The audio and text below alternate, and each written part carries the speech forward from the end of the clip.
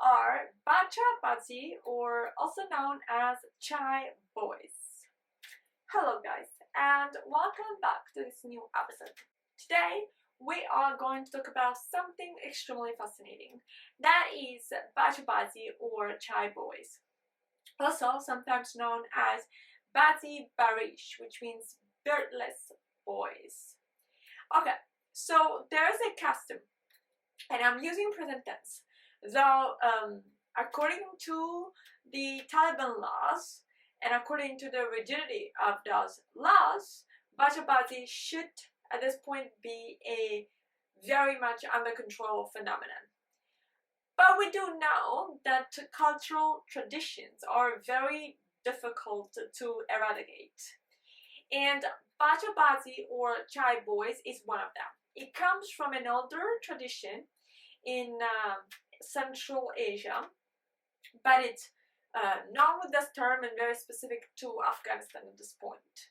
Afghanistan, there is a Sunni sort of Muslim country, so a country where homosexuality is not permitted, just to give us an understanding. Not that is permitted in other Muslim countries, but not a very tolerant countries. A country that without doubt has repressed a lot of rights, especially to women. It's not a country that I like to live in, let's put it that way. But in this country, there's a tradition that is of basically using certain age boys as male entertainers.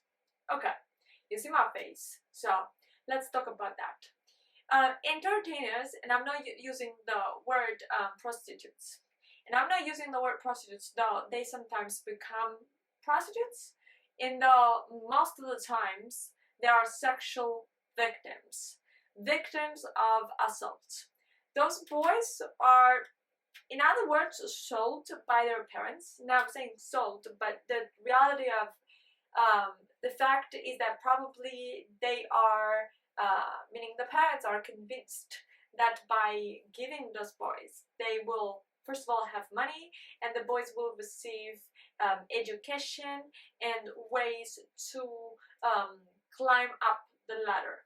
So those boys usually come from very poor families who have no other way to support financially themselves. And again, families that are persuaded in giving away their pre-adolescent boys so that they can receive a better future. The reality is so often that they are acquired, purchased, basically bought, and they ended up dressing as females and entertaining the wealthy Afghan, specifically Pashtun. Those are the categories of older men that would buy this poor and pre-adolescent guys to be entertained. And often, as said, they become sexual victims. Now, at the age of 19, technically speaking, from what we know, they can decide to become free men and move on from this chapter. Okay, I have a bunch of questions, right? So, first of all, we don't know too much about it, right? And of course, we don't know too much about it because of it being against humanity, I would say, first of all, because those are children. Second of all, being it against also the Taliban laws. And we have to say that under Taliban, this is more so an under control phenomenon, though it still does exist. And it's something we should think about it, right? How certain traditions are so entrenched within the culture that are so difficult to eradicate, even in the strictest of the regimes. But anyway, as said, we don't know too much about it. It's very difficult to access to any type of information concerning those boys and what they must do, and so I cannot speak for them.